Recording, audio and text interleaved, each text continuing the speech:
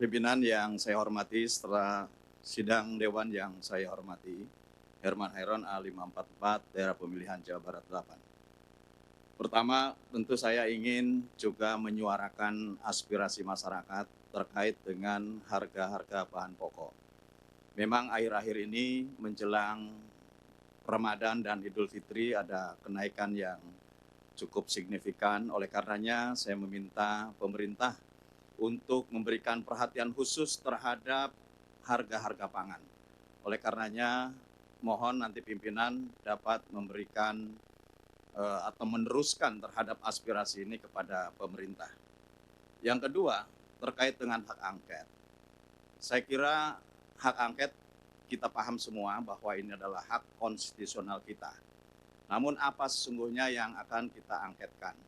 Apa yang akan kita dalami? Apa yang akan kita selidiki? Perjelas dulu. Sehingga kemudian tidak serta-merta bahwa menuduh kecurangan, bahkan mendegradasi terhadap hak konstitusional rakyat, hak suara rakyat yang telah dicurahkan di dalam pemilu.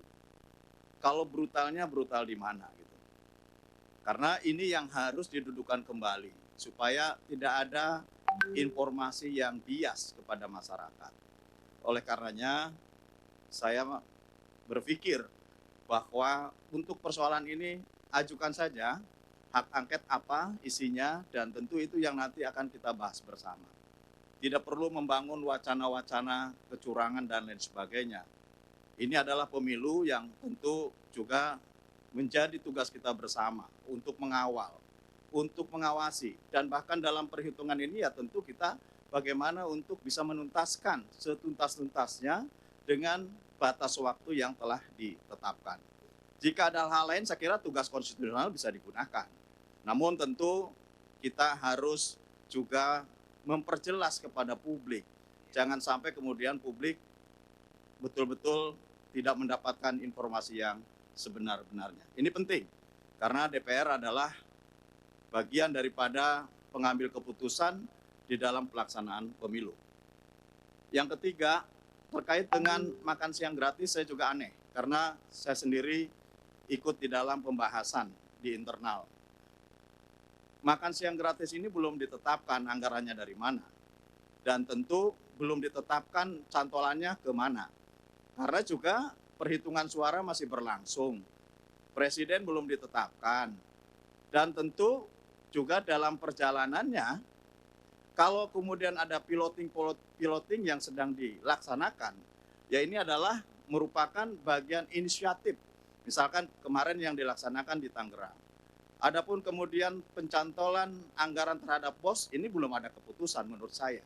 Sehingga ini jangan dijadikan polemik di publik, dan tentu semestinya bahwa program yang baik ini nanti kita kan akan bahas juga di DPR.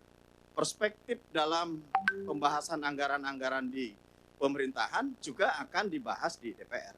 Oleh karenanya menurut saya tidak perlu berwacana, tinggal bagaimana ke depannya, dan ini akan kita bahas bersama. Program ini bagus untuk menciptakan bagaimana ke depan menciptakan generasi-generasi yang unggul, dan tentu nanti proporsinya di mana ditempatkan anggaran ini supaya tepat dan tidak mengganggu terhadap alokasi anggaran lainnya yang tentu saat ini sudah dianggap baik untuk bisa dilaksanakan atau diimplementasikan di berbagai sektor. Saya kira demikian, Ketua. Terima kasih. Kamru Samad A79. Pertama-tama kita tentunya patut bersyukur dalam reformasi ini 6 kali kita melaksanakan pemilu dan semua berjalan dengan baik, dan dari pemilu-pemilu kita telah melakukan pembenahan dan perbaikan baik melalui revisi undang-undang yang telah kita jalankan maupun dalam pelaksanaan yang kita jalankan melalui pengawasan terhadap penyelenggara pemilu. Dan kita patut bersyukur bahwa pada pemilu 2024 ini lebih dari 60 negara di dunia yang secara bersamaan akan melakukan pemilihan presiden. Indonesia merupakan negara terbesar, mencapai 164 juta partisipasi rakyat, lebih besar daripada pemilu terakhir di Amerika yang hanya mencapai 158 juta partisipasi.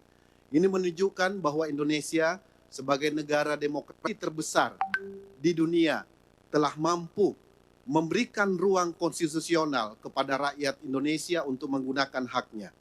Karena itu, kami di lapangan tentu juga mendengarkan aspirasi yang berkembang. Aspirasi yang sangat mendesak bagi mereka adalah pengangguran, penciptaan lapangan kerja, bukan hak angket. Yang diperlukan mereka justru adalah hak para sopir angkot. Hak para sopir angkot, ribuan bahkan puluhan ribu yang anak-anaknya mereka, masa depannya, sekolahnya belum tentu mereka bisa memenuhi kebutuhan dasar mereka. Kita bisa menyaksikan bagaimana masyarakat kita hari ini kerja hari ini hanya untuk makan besok.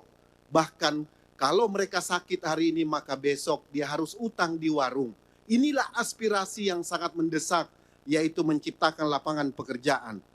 Dan karena itu saya ingin mengingatkan, jangan sampai respon dari teman-teman yang tidak siap kalah menunjukkan dalam sejarah kita merupakan respon terburuk sepanjang pemilu reformasi ini.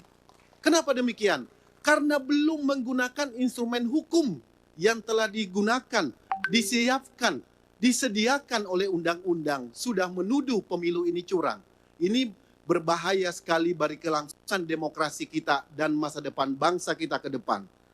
Yang ketiga, yang saya ingin sampaikan bahwa sebagai anggota DPR seharusnya kita mengetahui tentang tata laksana pembahasan APBN kita. Menyangkut program makan siang gratis adalah program yang dinantikan oleh banyak sekali masyarakat di Indonesia. Itu tentunya harus dimulai dari usulan pemerintah melalui KEM PPKF, melalui RKP, dan seterusnya. Dan itu memerlukan waktu dan tahapan dalam pembahasan. Sehingga kita tidak perlu terpengaruh menyangkut alokasi, relokasi dana BOS, dan seterusnya. Karena justru kita bisa mendistorsi edukasi di tengah-tengah masyarakat. Yang terakhir, pimpinan yang saya ingin sampaikan adalah berkaitan dengan persiapan Ramadan, Idul Fitri, dan juga pilkada serentak. Memang harus kita pastikan kestabilan harga kebutuhan bahan pokok bagi masyarakat. Demikian pimpinan, selanjutnya kami kembalikan. Baik, terima kasih.